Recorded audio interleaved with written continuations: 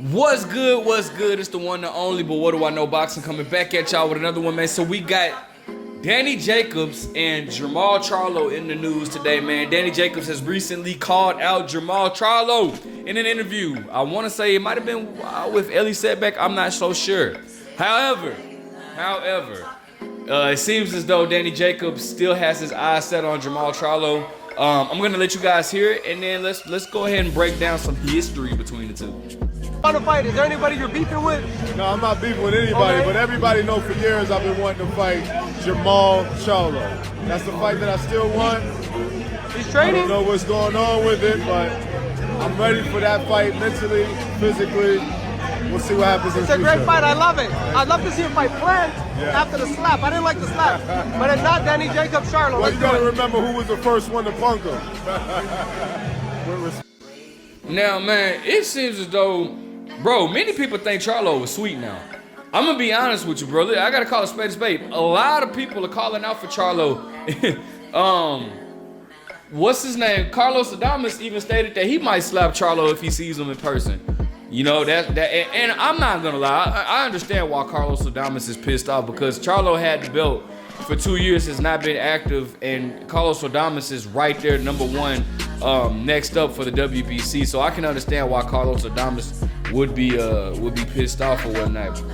But you got Carlos Adames calling him out. You got Jaime Munguia calling Charlo out. You got Janabek, the WBO champion at 160, calling Charlo out. You got Demetrius Andrade calling Charlo out. All right, bro. It's a lot, bro.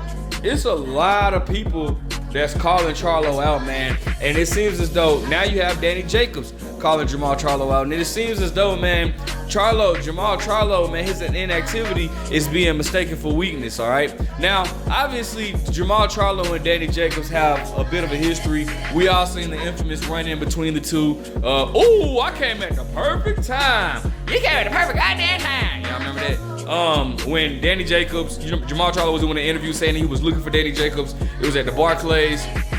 Danny Jacobs so happened to just walk by and see Jermall Charlo and step up, and the two got into the heat, a little heated confrontation or whatever. Danny Jacobs hit him with the infamous, "You say I'm ducking you, boy, you ain't making the M yet. I'm touching M's." Like, a lot of people feel like Danny Jacobs got the better of that exchange with the war of words or whatnot, including myself.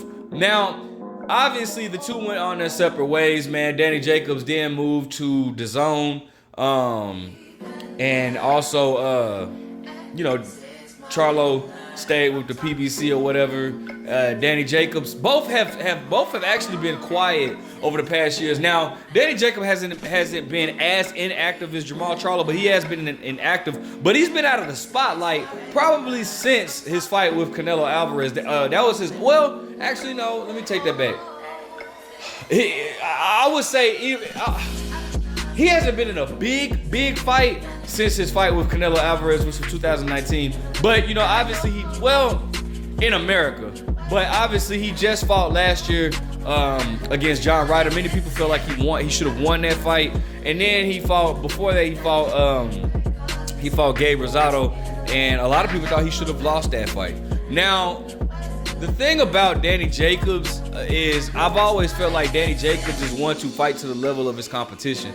Danny Jacobs put on a great outing against the guys of like Triple G. He put on a great outing or whatnot. But then, he fought Sergey Derevchenko. Many people thought that was a very close fight. I gave him a pass for that because, just being fair, Derevchenko was his sparring partner. They both were trained by Andre Rozier.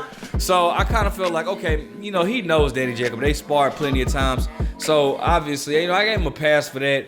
But, he had a lackluster performance against Luis Arias. Actually, he fought Luis Arias before he fought Sergey Derevchenko or whatnot. I mean, but in the Luis Arias fight, like, he won every single round. Just Luis Arias didn't really come to fight. Then he fought with Chavez Jr. I was actually at that fight because that was out here in Arizona. He didn't really look too him. I mean, I don't know. He won the fight. It was a weird fight, but he won the fight or whatnot. But to me, he hasn't just looked impressive like since his Canelo fight. I mean, not his Canelo fight, but his Triple G fight. He hasn't looked that impressive to me, or whatever. But he's been out of the spotlight, bro. Like nobody talks about Danny Jacobs. You know, when you bringing up top fighters, even though he's at 168, and even though he brings, I mean, the dude has a solid, I mean, a pretty good resume, a really good record. He's 37-4 with 30 knockouts. You know, and he stated that he has about 2 to 3 more fights left in him before he wants to call it quits or whatnot. Now, personally, I would love this fight. Jermall Charlo, who we all know has been inactive, I think they said today makes 800 days since his last fight. Man, like that's crazy. You know, obviously we need Jermall Charlo. He needs to fight. I think that Jermall Charlo should go ahead and fight Selesky or whatnot before stepping in there with the likes of a Danny Jacobs, because Danny Jacobs. And Danny Jacobs may need a tune-up fight himself. I don't know, man. But both of these fighters are who were top fighters at one particular time.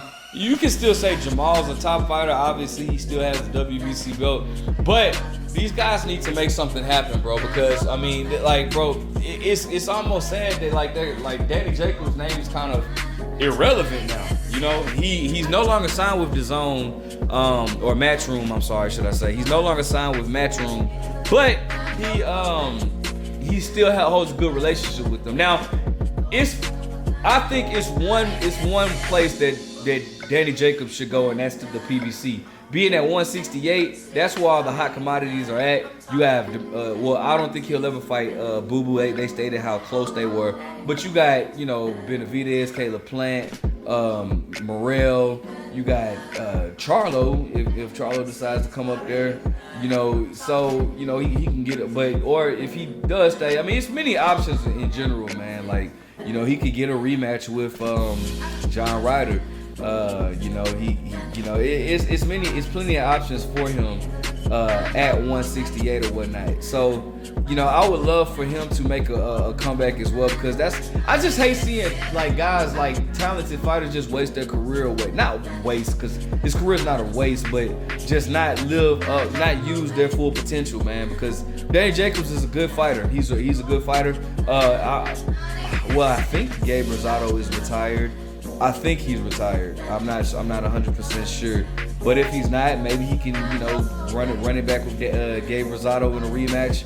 I don't think many people would like to see that, but I'm just saying as a comeback fight, I don't think that Gabe Rosado would appreciate me saying that. And I love Gabe Rosado too, big fan, but I just think they need to. But the reason why I said Gabe Rosado is because I know Gabe Rosado is down to fight anybody. You know, he doesn't care. As far as Jermall Charlo needs to figure out what he's gonna do. Is he gonna move it to 168 or is he gonna fight at 160?